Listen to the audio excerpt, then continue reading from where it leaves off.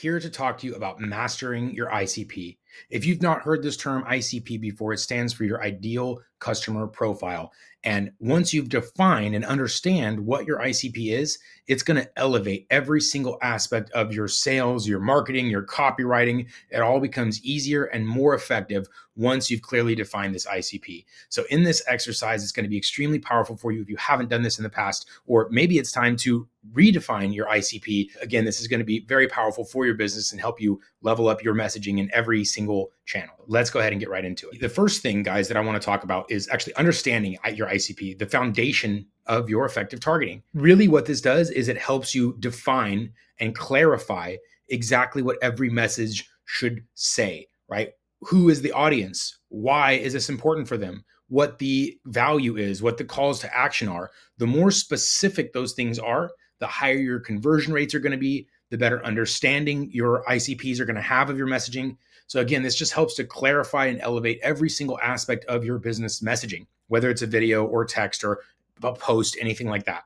So it's going to help with clarity. It's also going to help with efficiency, because instead of taking guesswork and sending a bunch of posts, sending a bunch of emails, creating a bunch of content that you do not do, or you may or may not know is resonating with your ICP. Instead of that, you're going to craft messages that are perfectly crafted for your ideal customers. So this is why it's foundational and transformative to your business to understand exactly who your ICP is.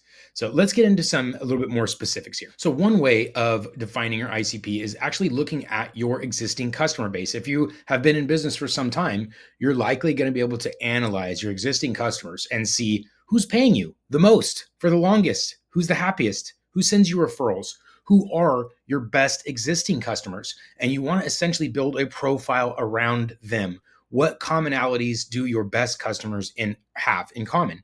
Now, if you are sort of pre-revenue or early revenue and you're still trying to define this, then you'll want to take who do you believe your ideal customer is? And what are these data points for them? Who's going to satisfy this the most? We're looking for the people that are going to pay us the highest amounts of revenues and adopt our products and services and actually use them, retain them. And then who's going to refer us? Who's in a position to be able to share our products and services with others like them? So those combination of things are what help us really define what makes an ideal customer, because it may be someone that you want to sell to the most, but if it's not hitting these, then that is not an ideal customer. This is what we're using. We can either use our existing customer base, or there's a couple other methods as well, but this is one of the easiest ways. If you already have existing customers, is we can analyze who our best customers are. And if you don't have customers yet, then we could potentially look at who's going to check all three of these boxes, resulting in high revenues with great adoption, solid use cases for our products or services, right? They have an immediately solvable big problem that we can help with, right? It's transformative, right? They definitely need this. It can't be just like, hey, it's nice. We got to find an audience where our product, our service is transformative in their needs. And then lastly is the referral piece. How likely and how able are your ideal customers to share this with other people, right? If they live in a silo and there's 100 of them in the whole world, referrals, how referable is your product or service to this ideal customer? This is an extremely important aspect, because the last thing you want to do is spend all your time generating some leads only to have them not adopt or not refer your product, because that's where the flywheel effect comes into play. So I don't want to downplay referrals. There's a whole nother part of this coaching program, guys. We're going to talk about eliciting referrals, reviews, and testimonials. So don't forget that piece. Now, we've defined who we're like from a metric standpoint. We want people that are going to pay us, that are going to adopt, they're going to stick around, they're going to refer us. Of those people, if you have revenue, you can actually begin building some characteristics around those people. This really helps with messaging, even advertisement targeting. Again, it helps to clarify and really hone in on exactly who these people are. So things like firmographics, right? Or what company size, small, medium, large. There's a tremendous difference in each of those segments and how you approach them. So understanding exactly who those people are, and maybe it's B2C, maybe it's not a company at all. Maybe it's not a specific industry, or maybe you're finding that, it's multiple industries. The better you're able to select and decide and define exactly who this ICP is, the better your messaging is going to be and the more efficient it's going to be to create these types of messages. The last thing you want to do is waste a lot of time speaking to a lot of different people and finding out what works.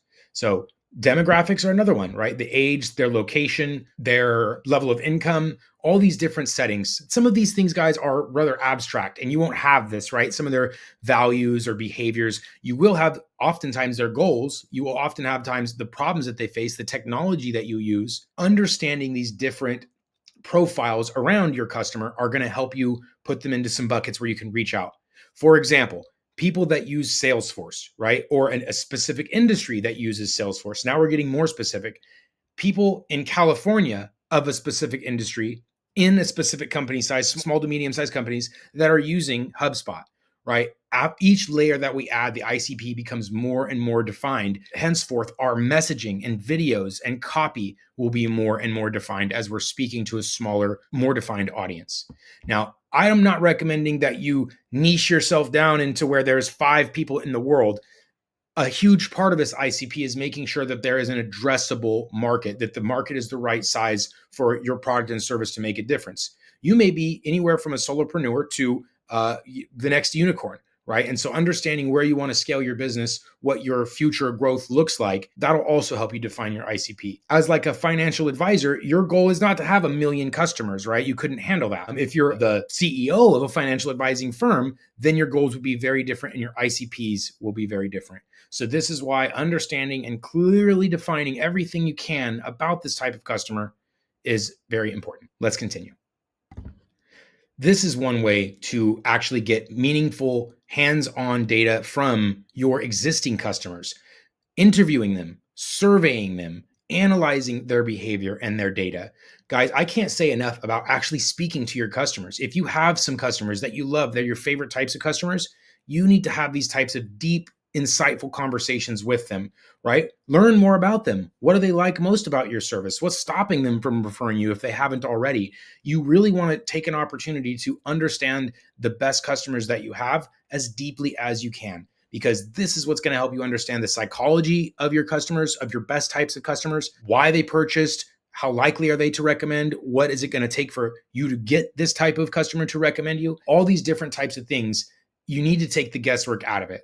And one of the only ways to do that is to get the information directly from the source. So live interviews like Zoom are great, a little time consuming. Form sort of surveys are a little impersonal. Maybe you want to do a kind of hybrid of each. If you can get into Zooms, get into personal conversations, you're going to extract some very meaningful data there.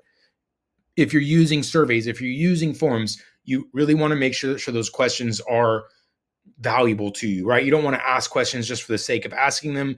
You want to be respectful to their time, but you do want to try to extract the most meaningful data points that we can, right?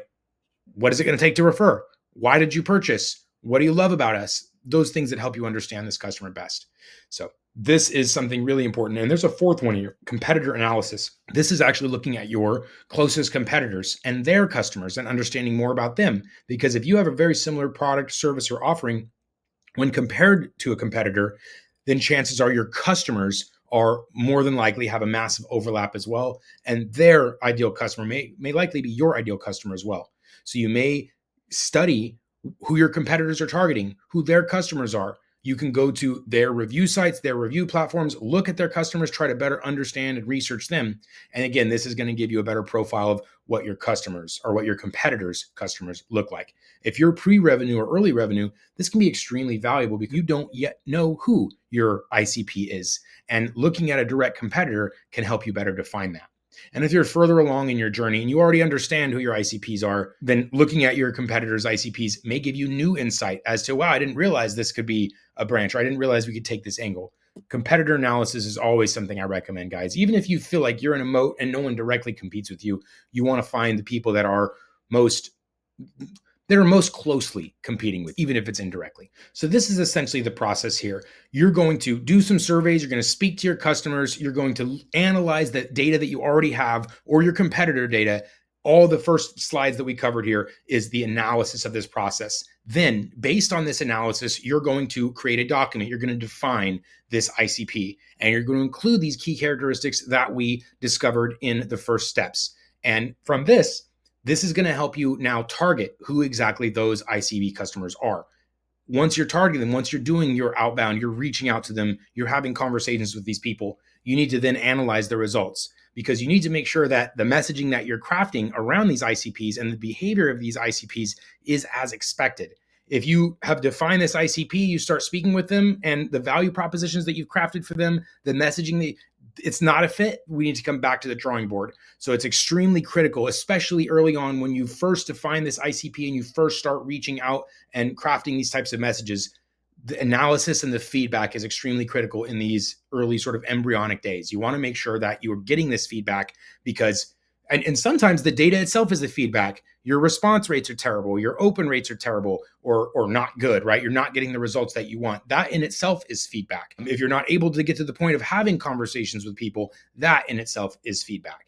So all of this is to say that we need to be analyzing the data. There's a lot more, guys, in this coaching, in this course, where we talk about split testing, we talk about A/B testing, we talk about using data to make informed decisions instead of just taking our best guess. And that's what is going to be a commonality throughout this entire program, throughout everything we do, guys. That's why the analytics and the tracking, it's all there so that we can make informed decisions. So make sure that you're actually analyzing what you're doing. This all needs to be done even before, right? If you start crafting a message, you need to set up a vehicle that's going to help measure the outcomes as you're sending them. You don't want to send a whole bunch of stuff and then try to go post-mortem, clean up, and figure out what happened. You want to set up things, tracking, analytics from the beginning, so that those are already in place and you can very quickly look and analyze and make informed decisions as you're moving. So let's go. Now, this is just an example of an ICP, right? So we set an industry, SaaS companies. Company size 15 to 20, sort of small middle market. We're understanding their pain points. We're understanding their goals. We're understanding their tools used. This is an example of what an ideal customer look like. Now, can it be more specific than this? Absolutely. Can it be maybe a little bit less specific? Maybe you have a wider range of companies. Maybe you have more than one pain point. Maybe you have more than one goal here. This is all possible, but the better you can define this, the easier it is going to be to craft your messaging, to write your emails, to do your demos, to provide the support, to provide training, to provide marketing content, to get your ideal customers into the mix. All that stuff becomes easier once this is clearly defined and tested and proven to resonate with those types of customers. So that's why each of these steps is critically important, and why you need to understand your ICP should look something like this. If you only have one or two of these points, like industry is, real estate, right? That's a rather broad industry. What type of real estate, or what specific pain point within real estate are you addressing? What type of realtors, buyer, sell, listing agents, buyers agents? There's a lot of different nuances even within specific industries. So these are the things that you need to understand well when you are building and defining your ICPs. And that's the first step, because you need to go test it, guys. I can't overstate that enough. And so that's it. After this, guys, you are going to do this exercise. You're going to craft an ICP based on their psychographic, demographic, based on their information, based on what you know from your existing customers or what you hope to be your future customers. You're going to clearly define this ICP, and then you're going to begin having conversations with people that you believe fit that ICP and test it, measure it, analyze it, make sure that it's working. This is all, guys, before we ever go to scale these efforts. Because if you're not doing these ground layers, you're not laying the foundations, then we're quickly going to fall on some less than ideal results. So super critical that we craft this perfect message, or as close to perfect as we can get it. And it's been battle tested with our ideal customers. So we know that it resonates. We know that we're getting the feedback that's meaningful from them. All that happens as the foundation blocks for the rest of what this program is going to contain, which includes email marketing, text message marketing, social media marketing, all the different opportunities for you to get in front of your customers. And that's why we need the messages to be really solid and tested before we ever do that, because we want you to succeed. Let's keep going, guys. I've also included a thing below this. If you have questions around your ICP, if you'd like to review this can be one of your hot seats. This can be an opportunity. This can be one of your coaching sessions where you come on stage and we'll sort of help craft your ICP together if you're feeling overwhelmed with this exercise. But I will say it's not a step you can skip. Make sure you do it.